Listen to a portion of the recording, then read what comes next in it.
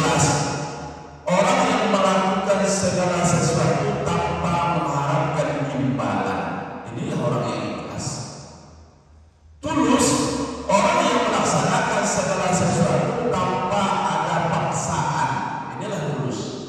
Berarti ikhlas dan tulus itu supaya tertanam dalam diri kita, supaya kita betul-betul beriman kepada Allah Subhanahu wa Ta'ala, maka lengkapilah diri kita. Segala sesuatu yang kita berikan, segala sesuatu yang telah kita lakukan, apapun yang kita perbuat, harus ikhlas dan tulus.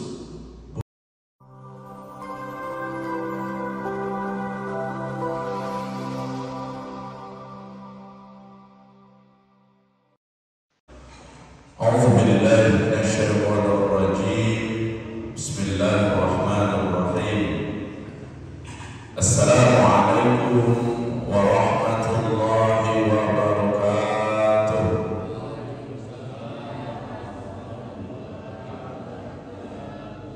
الحمد لله رب العالمين الذي أنعم علينا بنعمة الإيمان والإسلام وأنزل السكينة والهداية في قلوب المؤمنين.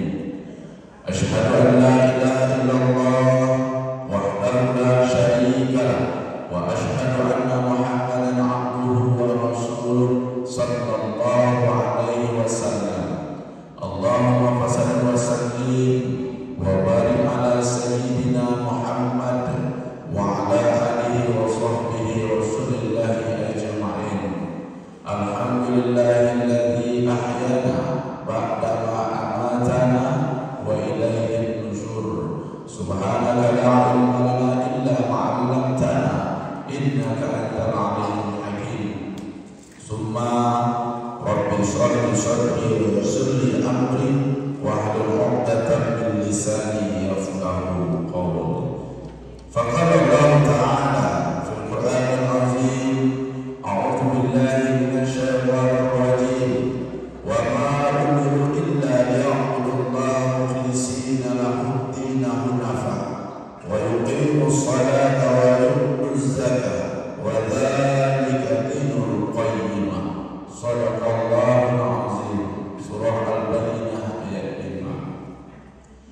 Ibu bapak, kaum muslimin dan kaum muslimat sidang jamaah subuh yang dimuliakan dan diberkahi dan diridhoi oleh Allah Subhanahu wa Ta'ala. Mudah-mudahan kita selalu dalam lindungan Allah Subhanahu wa Ta'ala. Kembali kita bersyukur kepada Allah dengan mengucapkan kalimat alhamdulillah rabbil alamin. Mudah-mudahan ayunan tangan kita, langkahkan kaki kita selalu mendapatkan rahmat dan ridha Allah Subhanahu wa Ta'ala menuju masjid yang kita cintai ini dalam rangka untuk melaksanakan sholat subuh berjamaah.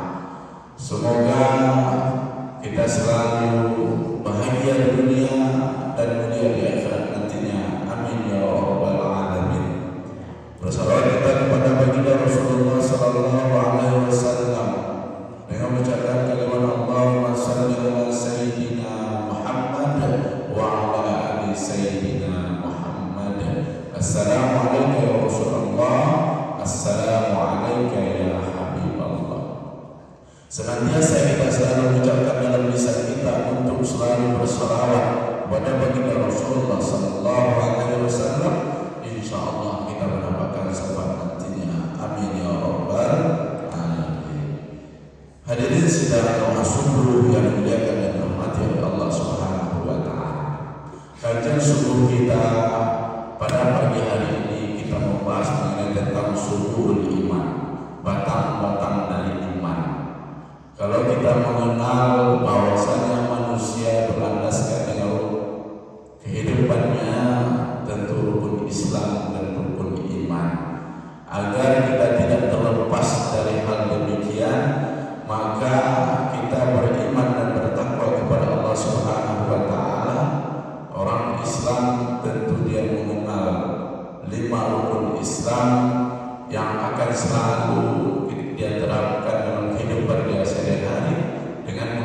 diri akan adanya penciptaan Allah Subhanahu wa taala, maka kita teguhkan iman kita insya Allah Subhanahu wa taala.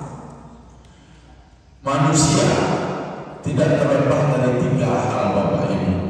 Yang pertama adalah masa lalu, yang kedua masa sekarang, yang ketiga adalah masa yang akan datang. Kenapa demikian? Sebanyak 124.000 nabi yang diciptakan oleh Allah Subhanahu wa taala dan 315 rasul yang diciptakan oleh Allah Subhanahu wa taala berdasarkan hadis Bukhari. Di antara sebanyak itu yang wajib kita imani adalah 25 nabi dan rasul. Di antara 25 nabi dan rasul tersebut ada 5 yang dinamakan dengan ulul azmi, yaitu Nabi Nuh, kemudian Nabi Ibrahim, kemudian Nabi Musa, kemudian Nabi Isa dan Nabi Muhammad sallallahu alaihi wasallam. Di antara 5 tersebut, nabi yang membawa agama yang diridhoi oleh Allah Subhanahu wa taala adalah Nabi Muhammad sallallahu alaihi wasallam. Sehingga kita berpegang kepada agama yang diridhoi Allah Subhanahu wa taala dengan berlandaskan Al-Qur'an. Penyempurna dalam Al-Qur'an tersebut maka kita diperkuat dengan hadis-hadis Rasulullah sallallahu alaihi wasallam. Apa maksud yang kita sampaikan pada pagi hari ini Bapak Ibu yang dimuliakan dan dirahmati oleh Allah Subhanahu wa taala? Dalam batang iman tersebut ada 3. Yang pertama, kita membenarkan dengan hati kita. Hati itu tidak akan pernah berbohong. Contoh saja, kita melihat segala sesuatu dari mata itu pasti jatuhnya ke hati. Dari mata jatuhnya ke hati. Terkadang yang sering berbohong itu adalah mulut. Ya. Kenapa manusia itu indah dilihat, Bapak? Kenapa manusia itu indah dilihat?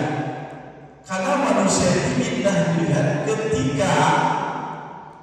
ketika panca inderanya lengkap, hiasan tubuhnya lengkap, hidung lengkap, mata ada, mulut ada, telinga ada. Coba di antara yang itu tidak ada, mata ada, hidung tak punya, atau hidung punya, mulut tidak, atau mata ada, hidung ada, mulut dan telinga tidak. Indah manusia itu dilihat ketika dia sempurna, ketika dipandang secara zahirnya, secara nyata kita lihat. Maka dalam hal ini Allah Subhanahu wa taala menyampaikan dalam surah Al-Baqarah itu bagaimana kita menyempurnakan agama Allah Subhanahu wa taala.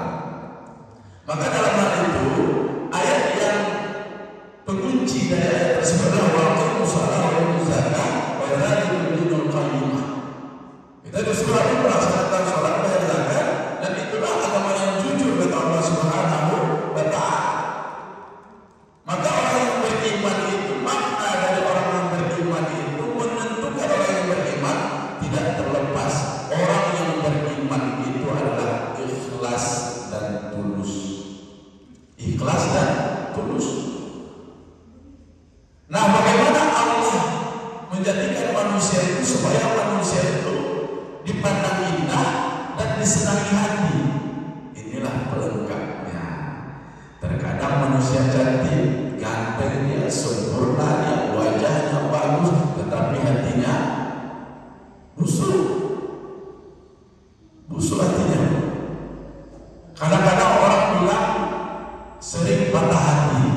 Kalau manusia itu patah hati, berarti secara pemahaman kita hati itu lurus. Ya, Bu? Yang lurus itu pasti patah. Kalau kita patah lagi, hati itu seperti buah. Terkadang hati itu bisa jatuh, namanya jatuh hati. Apakah hati seperti itu? Terkadang hati itu terkadang bisa dia baik, bisa harum, dia busuk. Apakah hati itu sebagai akan bisa busuk? Nah, kembalikan kepada diri manusianya. Kenapa demikian? Tidak terlepas dari seluruh iman itu, batang-batang iman itu tidak terlepas dari keikhlasan dan ketulusan hati manusia. Apa bedanya antara ikhlas dan tulus, Bapak Ibu? Karena manusia itu diciptakan, dijadikan ada dalam konsep diri manusia itu ada 5M. Manusia yang muslim, manusia yang mukmin, manusia yang muhsin, manusia yang mukhlisin, manusia yang muttaqin. Apa bedanya ikhlas dengan tulus? Ikhlas orang yang melakukan segala sesuatu tanpa mengharapkan imbalan. Inilah orang yang ikhlas. Tulus orang yang melaksanakan segala sesuatu tanpa ada paksaan. Inilah tulus. Berarti ikhlas dan tulus itu supaya tertanam dalam diri kita, supaya kita betul-betul beriman kepada Allah Subhanahu wa Ta'ala, maka lengkapilah diri kita. Segala sesuatu yang kita berikan, segala sesuatu yang telah kita lakukan, apapun yang kita perbuat harus ikhlas dan tulus. Bu, sholat kalau kita nggak ikhlas pasti kita akan terburu-buru kita. Kenapa demikian? Ibu-ibu dari dapur waktu sholat masuk, kondisi di dapur itu pakai daster, bajunya berlobang karena azan masuk, langsung pakai daster itu dilapisi dengan mukena. Ada yang melakukan seperti itu, Bu? Ada, tapi tidak di sini. Pakai dasternya bau jengkol, bau ikan asin. Sholat, selesai sholat, buka mukena, pakai baju kering. Apa salahnya kita ganti dulu baju itu? Kita ganti baju dengan yang bersih, kemudian kita berwudu, kemudian pakai mukena, kita sholat. Senjata ampuh kita itu, senjata yang kita sering kita pakai dasar itu, pakai lagi. Datang ke dapur, sholat lagi. Kapan terkadang itu sering kita lakukan, Bu? Di waktu sholat asar menjelang maghrib. Kemudian berapa juga? Ketika bekerja, ketika di ladang, ketika kita dalam kondisi di warung, terkadang pakaian itu saja kita langsung. Bagaimana kita beriman di sisi Allah dalam kondisi kita sholat tidak ikhlas dan tulus? Bagaimana Allah akan ridho kita?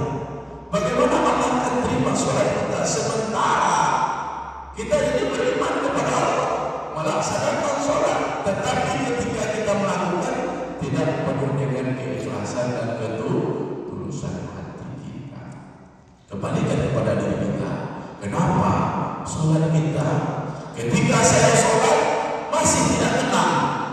Ketika saya beribadah, kenapa tidak tenang? Di saat saya berdoa, kenapa doa itu masih tertunda di sisi Allah Subhanahu wa Ta'ala?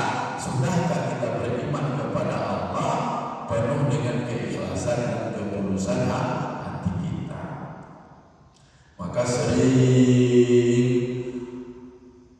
Allah sebutkan dalam surah Ar-Rahman. Surah Ar-Rahman itu pada ayat ke-13 itu sering diulang oleh Allah Subhanahu wa Ta'ala.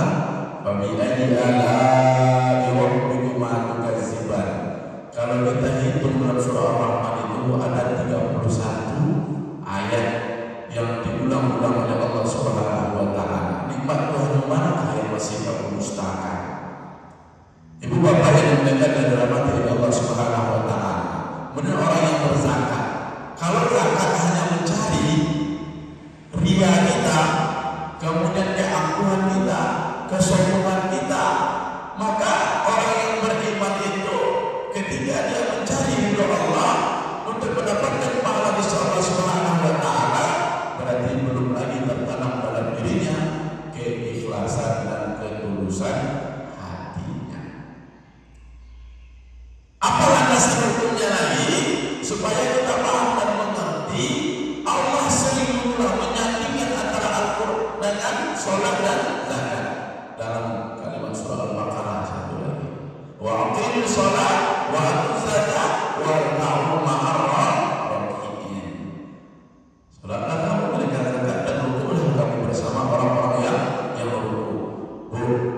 iman. Yang kedua, apa batang iman itu? Fabil lisan. Ya, lisan kita, mengucapkan dengan lisan kita. Tasdiqul qalbi, al-iqraru bil lisan. Bu, lidah itu bertulang. Enggak, makanya dia sering berdusta karena lidah tak bertulang. Terkadang lidah ini sudah dipagar, Pak, sama gigi, dan dipagar sama mulut. Terkadang pagarnya itu tembus, loncat pagar namanya. Padahal lidah itu sudah dipagar. Apa memagar lidah? Gigi. Apa memagar lidah? Bibir. Terkadang lidah itu masih sampai juga omongan yang keluar, bisikan manisnya yang membuat orang tergiur. Bagaimana supaya lisan kita ini bisa dijaga oleh Allah Subhanahu wa taala? Yang pertama adalah sering mengucapkan kalimat thayyibah. Sering mengucapkan kalimat thayyibah. Apa itu thayyibah? Kalimat-kalimat yang baik.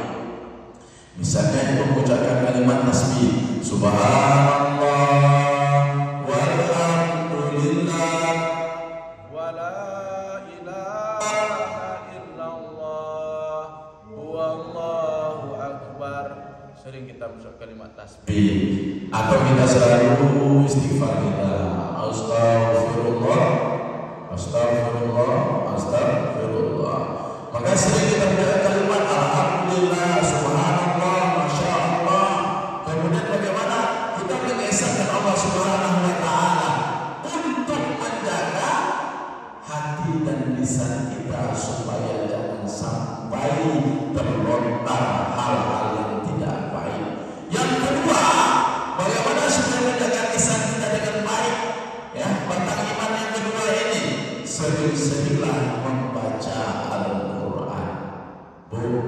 Ada orang yang bisa membaca Al-Quran dengan irama, suara yang merdu. Ada orang yang hanya bisa membaca Al-Quran dengan irama dia sendiri. Ada orang yang bisa membaca Al-Quran hanya dengan sebatasnya saja. Tetapi orang yang membaca Al-Quran itu hanya terpatah-patah, ketika dia ulang-ulang kembali akan lebih besar pahalanya ketimbang orang yang membaca Al-Quran dengan suara yang indah. Kenapa demikian? Karena dia merasa bersalah, karena dia merasa bersalah, dan yang dibacanya belum sempurna. Diulangnya lagi, dibacanya lagi, kemudian dibetulkannya lagi, maka dia akan lebih besar pahalanya insya Allah Subhanahu wa taala.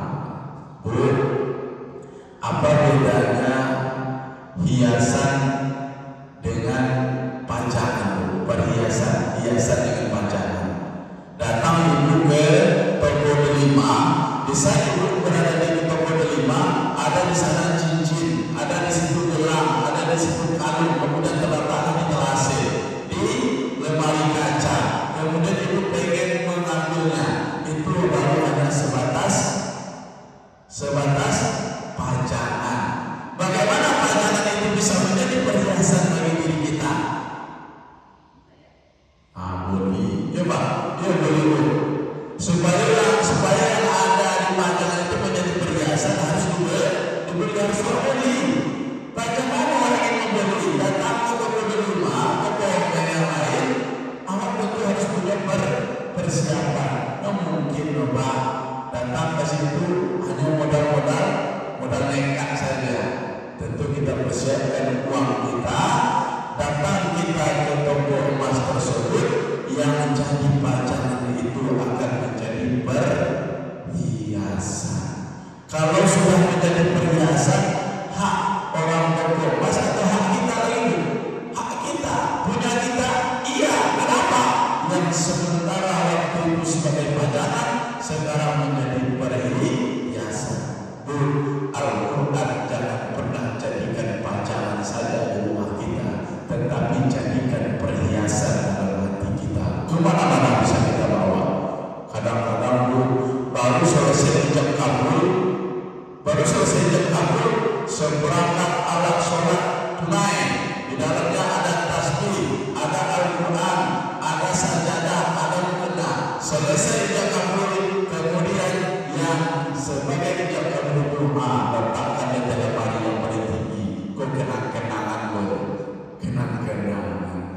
Selama dia menikah, selama dia hidup kabur, sampai dia punya anak dan cucunya, tidak pernah dibuka-buka, tak pernah dibaca-baca, tak pernah alaskan sebagai tempat sujudnya sajadah tersebut, sehingga itu hanya sebatas panjangan saja. Tetapi jadikanlah Al-Quran itu sajadah itu sebagai persaksian kita ketika kita hidup kabur antara ayah dengan ibu, suami dengan istri, sebagai perhiasan dalam diri kita. Jadikanlah Al-Quran sebagai perhiasan. Perhiasan kemana-mana bisa kita bawa, kita simpan juga bisa, kita gunakan bisa, kemudian menjadi nilai ibadah bagi kita bisa. Kenapa? Karena sudah menjadi perhiasan. Contoh, ibu punya omeh di rumah, kalau ada dua itu tersosak, ibu bawa ke omeh, melakukan laku bermanfaat. Yang kedua apa? Menuntut ilmu. Man arada dunya fa'alaihi bil-ilmi wa man arada al-akhirah fa'alaihi bil-ilmi wa man arada huma fa'alaihima. Barang siapa yang ingin mendapatkan kebahagiaan dunia, raih dengan ilmu. Barang siapa yang akan mendapat kebahagiaan akhirat, raih dengan ilmu. Barang siapa yang ingin mendapatkan kedua-duanya, maka raihlah dengan ilmu. Berarti yang akan masuk surga itu adalah orang yang berilmu. Ilmu yang seperti apa? Ilmu yang bermanfaat. Ibu belajar berkecil, pakai rotan, enak bu, pakai kayu, pakai sulur, daun keranji, berjalan malam-malam. Kadang-kadang ibu pulang, ibunya pulang rumah ibu 50 meter dari situ, 1 meter situ. Bagi ibu kan daun keranji itu lah. Dulu emak belum menyambut, ayah belum menyambut, lah nampak berarti itu anak yang pulang mengaji, pulang untuk ilmu. Bangunnya dulu dia begitu kita menuntut ilmu. Di saat waktu bapak muda dahulu, di saat bapak muda dulu, di saat bapak masih remaja, di saat sekarang ini, masa yang sekarang ini bisa kita raih. Apa yang kita tanam, itulah yang kita tuai. Kalau ibu berilmu, pasti ibu ajarkan sama anak ibu. Bapak berilmu, pasti bapak ajarkan sama anak kita. Minimal kita ajarkan dia membaca Al-Fatihah. Masa yang akan datang, inilah apa yang kita ajarkan sekarang, apa yang kita tanam sekarang, pasti itulah yang akan kita peroleh dan kita raih dan kita dapatkan nantinya. Maka dalam hal ini, wal amalu bil arkan, maka lakukan dengan aktivitas kita sehari-hari, perbuatan kita sehari-hari, hal-hal yang lebih baik. Apa contohnya?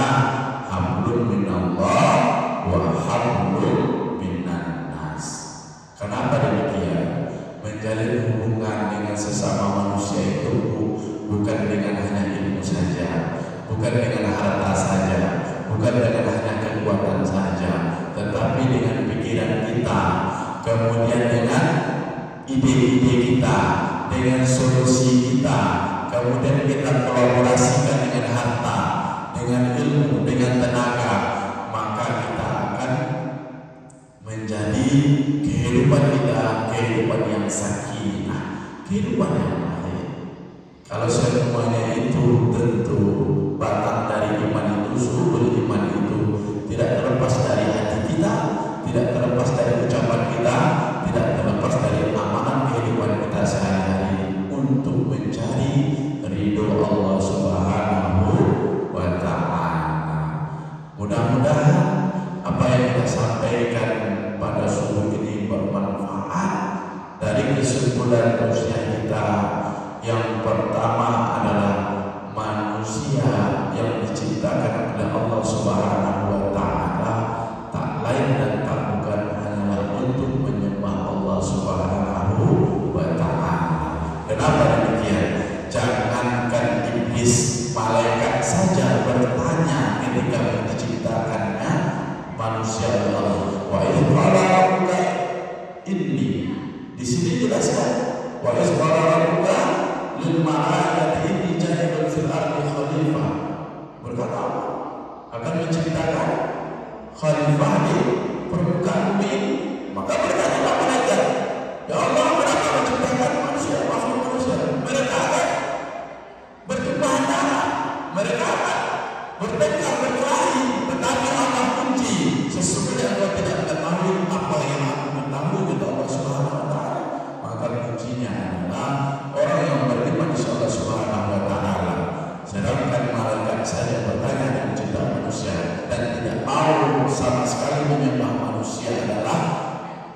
jin, maka dia menjadi iblis.